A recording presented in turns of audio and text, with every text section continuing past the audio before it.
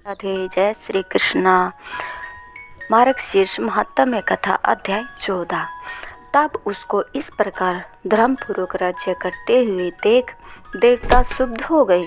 उन्होंने देवादिदेव शंकर का मन में स्मरण करना आरंभ किया। तब भक्तों की कामना पूर्ण करने वाले शंकर ने नारद जी को बुलाकर देव कार्य की इच्छा से उनको वहां भेजा। शंभु भक्त नारद शिव की आज्ञा से देवपुरी में गए। इंद्रादिक सभी देवता व्याकुल हो शीघ्रता से उठ नारद जी को उत्कंठा भरी दृष्टि से देखने लगे। अपने सब दुखों को कहकर उन्हें नष्ट करने की प्रार्थना की। तब नारद जी ने कहा, मैं सब कुछ जानता हूँ, इसलिए अब मैं दैत्यराज जलंधर के पास जा रहा हूँ।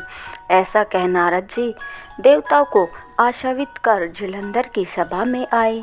जलंधर ने नारद जी के चरणों की पूजा कर हंसते हुए कहा, हे महाराज, कहिए आप कहाँ से आ रहे हैं, यहाँ कैसे आए? मेरे योग्य जो सेवा है उसकी आज्ञा दीजिए। नारद जी प्रसन्न होकर बोले, हे महाबुद्धिमान जलंधर, तुम धन्य हो। मैं स्वेच्छा से कैलाश पर्वत पर गया था, जहाँ 10,000 योजनों में कल्प वृक्ष का वन है। वहाँ मैंने सैकड़ों कामधेनुओं को विचरते हुए देखा तथा यह भी देखा कि वह चिंतामणि से प्रकाशित परम दिव्य, अद्भुत और सब कुछ स्वर्णमय है। मैंने वहाँ पार्वती के साथ स्थित शंकर जी को भी देखा, जो सर्वांग सुंदर, गौर वर्ण, त्रिनेत्र और मस्तक पर चंद्रमा धारण किए हुए हैं। उन्हें देखकर मुझे बड़ा आश्चर्य हुआ कि इनके समान समृद्धिशाली त्रिलोकी में कोई है या नहीं। हे दैत्येंद्र, उसी समय मुझे तुम्हारी समृद्धि का स्मरण हो आया और उसे देखने की इच्छा से ही मैं तुम्हारे पास चला आया हूँ। यह सुन जलंधर को बड़ा हर्ष हुआ। उसने नारद जी को अपनी सब समृद्धि दिखला दी।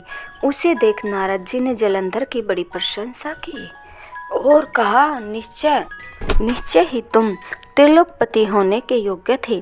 ब्रह्मा जी का हंस युक्त विमान तुम ले आए हो और दयालु लोक, पाताल और पृथ्वी पर जितने भी रत्नादि है सब तुम्हारे ही तो है। ऐरावत, ऊंचे श्वास, घोड़ा, कल्पवृक्ष और कुबेर की निधि भी तुम्हारे पास है। मणियों और रत्नों के ढेर भी तुम्हारे पास लगे हुए हैं। इससे मैं बड़ा प्रसन्न हूँ, परंतु तुम्हारे पास कोई स्त्री रत्न नहीं है, जिसके बिना तुम्हारा यह सब फीका है।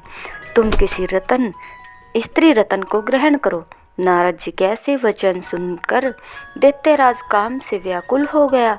उसने नारद जी को प्रणाम कर पूछा कि हे नारद जी, ऐसी स्त्री कहाँ मिलेगी जो सब रत्नों में श्रेष्ठ हो?